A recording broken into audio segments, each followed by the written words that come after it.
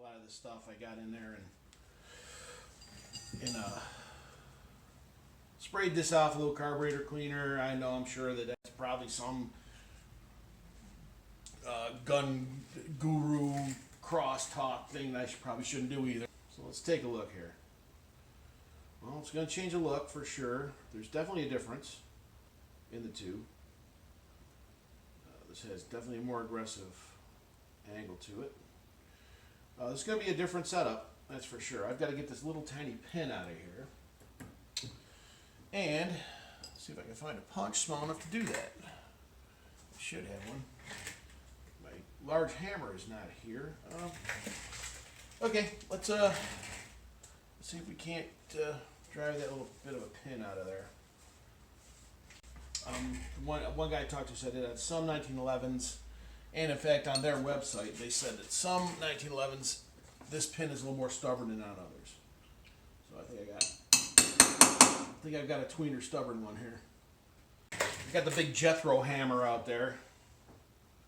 I don't want to use that on this project.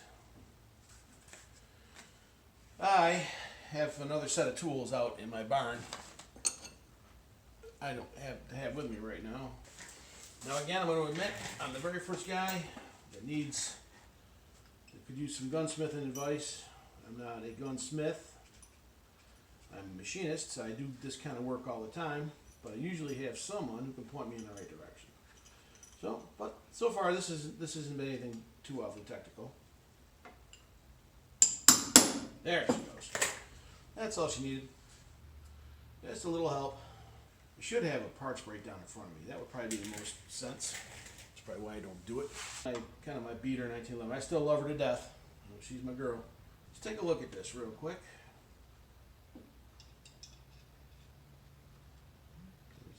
Let's locate properly. Now the seer. I believe that came out first. This guy's going to sit here again. This is my first time out, so. And I'm going to take a minute and look this up on it. I might go ahead and print out a parts breakdown of it. I'm not in trouble here. I got a good idea of how this goes back together again, but I just want to double check, be sure that we're not doing anything dumb. Okay, so I got some instructions here in front of me. Every time I work on my ARs too, I always think to myself, well, I don't have to do this when I'm getting shot at. This is an older gun. I got this gun at a bunch of years ago at Gander Mountain. It's a shame that company went out of business. That was those guys were real good, and they were really like it. I bought this to plank with, and I had a job. I had a job in the city, and man, we were in a bad neighborhood, and I was there a lot by myself. It's my own machine shop, and I'm telling you something. Ain't nothing more comforting than having you a fine shooting iron in your pocket when the neighborhood starts turning.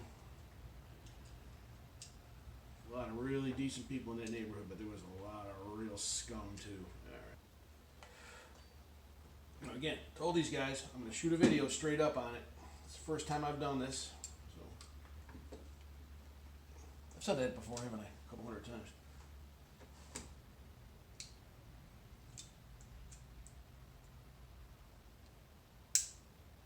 Half cock. Hammer.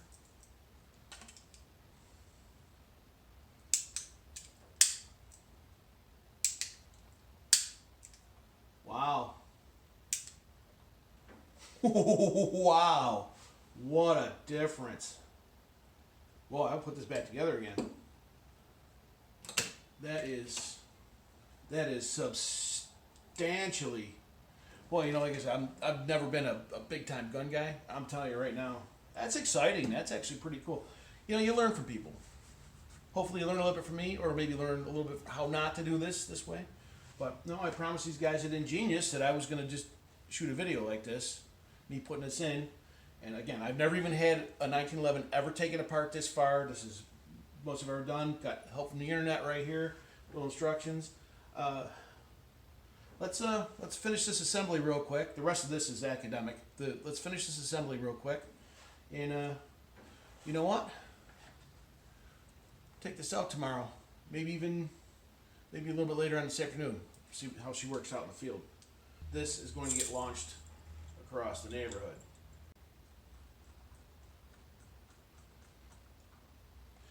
Now another benefit that I was told about this system is there is such a thing in the 1911 world as a false safety or a false safe.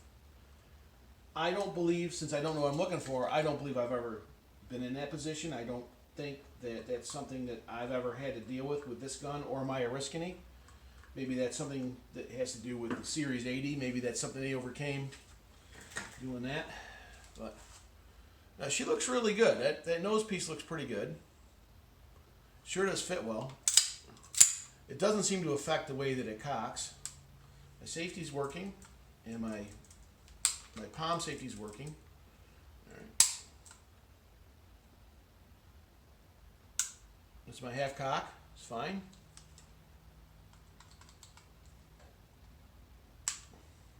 Full cock is fine.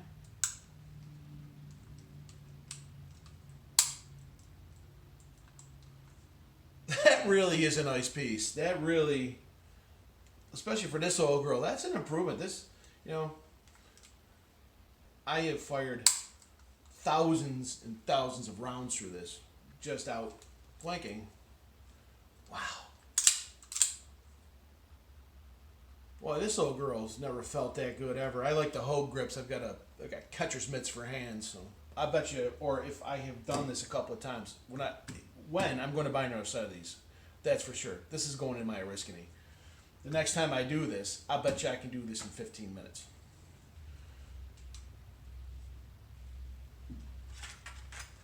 Our friends at Ingenious Gun Works, Naples, New York, some of the finest, most beautiful country in the world. Look them up, give them a try. I think you're going to be seeing more of these guys. They've been pushing a lot of stuff lately. They got apparently they're getting a big write-up in a national magazine and website. You're starting to see them pop up more on some of the forums. This is ground floor stuff. Ingenious hammer and seer and barrel bushing kit. I won't tell you what I paid for it. It wasn't awfully expensive at all for what you're getting here. This is top quality, American made in New York stuff. And that's good for everyone, including my little girl here. See you next time.